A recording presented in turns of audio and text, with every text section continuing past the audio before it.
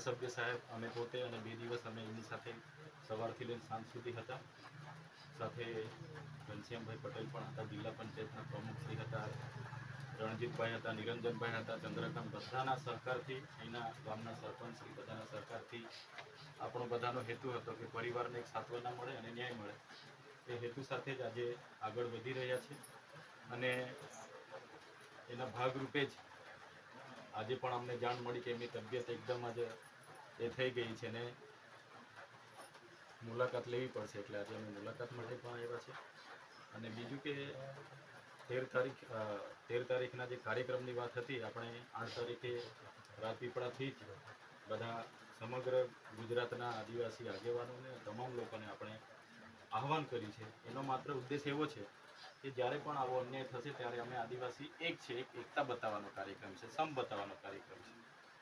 એમાં છોટાઉદેપુરના સાંસદ શ્રી આપણે જસુભાઈ રાઠવા સાહેબને બી કહીશું, મનસુખભાઈ સાહેબને પણ બોલાવીશું, છોટુભાઈ વસાવા સાહેબ આવવાના હશે એમને પણ કહીશું, અમે બંને ધારાસભ્ય પણ રહીશું અને બીજા બધા જ લોકો આવવાના છે.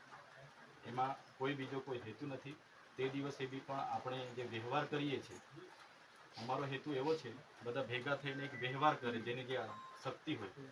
પરિવાર પર જે દુઃખ આવી પડ્યું છે તો આપણે બધા રહીને કંઈ આપણા એ થકી જે થયું છે તો ખૂબ જ દુઃખદ થયું છે, પણ અમે બધા એ દિવસે વ્યવહાર કરવા માંગીએ છીએ કે કોઈ 50, કોઈ 100, કોઈ 200 અને બધો ભેગો થાય અને બંને પરિવારને આપીએ અને એમને પણ કહીએ કે ભાઈ સમાજ તમારે દુઃખમાં સાથે છે. એ જ મેસેજ આપવા માટેનો આવતીકાલનો કાર્યક્રમ છે. એનો બીજો કોઈ જ હેતુ નથી. અહીંયાથી અમે જઈને ડીવાયએસપી સાહેબે બોલાવ્યા છે અમને નિવેદન માટે, ત્યાં પણ એક સંયુક્ત નિવેદન આપવા જવાના છે. ત્યાંથી અમે એસપી સાહેબને પણ મળવા જવાના છે અને કલેક્ટર સાહેબ આજે જ હાજર થયા છે. નવા કલેક્ટર સાહેબને પણ મળવાના છે. એટલે એવો બીજો કોઈ મિનિંગ કે બીજો કોઈ હેતુ નથી. કદાચ પરિવાર કાલે આવશે તો વધારે સારું, પરિવારને નહીં હાજર હશે તો પણ અમારી એક સમાજના આગેવાન તરીકે શોક સભા છે. બીજો હોહા કે કોઈ પાર્ટી કે કોઈ સંગઠન કે કોઈ વ્યક્તિગત એવું બીજું કંઈ નથી. એમાં કોઈ ભાષણબાજી બી નથી. અમે આવીશું, શ્રદ્ધાંજલિ આપીશું, અમે સાઈડ પર જતા રહીશું. અહીંના ધારાસભ્ય સાહેબ આવશે, શ્રદ્ધાંજલિ આપશે, એ સાઈડ પર જતા રહેશે. કોઈ ભાષણબાજી કે કોઈ બીજી કાર્યક્રમ જ નથી. ખાલી અહીંના પંચો દ્વારા એક રજૂઆત હશે, એ રજૂઆત લઈ જઈને વહીવટી તંત્રને આપવાનું છે. કોઈ સરકાર વિશે, કોઈ પક્ષ વિશે કે કોઈ વ્યક્તિ વિશે આમાં કોઈ જ નેગેટિવિટી કે કોઈ એવું નથી. સૌથી પહેલાં અહીંના સરકારના ધારાસભ્ય દર્શનાબેન સવારના તમારી વચ્ચે આવ્યા હતા. જેવી મને જાણ થઈ અમે આવ્યા. અમે ક્યારેય એવું આમાં વિચારતા નથી અને ક્યારેય એવું અમે વિચાર્યું બી નથી.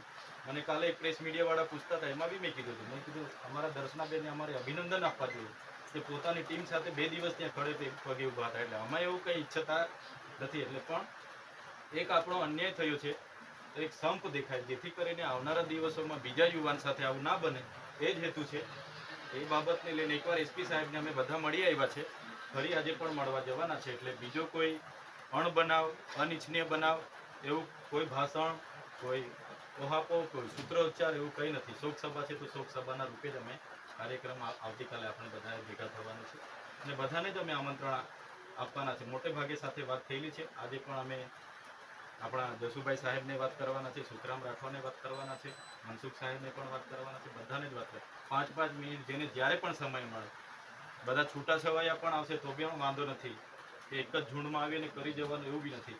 સવારે આપણો 10 વાગ્યાથી કાર્યક્રમ ચાલુ થશે, 12 વાગે શ્રદ્ધાંજલિનો પૂરો થશે. જેની જે ભેટ વ્યવહાર આપવાનો હોય તે થઈ જશે અને બધા ત્યાં સીઓ સાહેબને રજૂઆત કરીને આપણે બધા પછી છૂટા પડી જવાનું છે. આ રીતનો જ કાર્યક્રમ છે. એટલે કોઈ આ બાબતને લઈને પરિવારે કે એના સ્થાનિક આગેવાનો કોઈ ચિંતા કરવાની જરૂર નથી.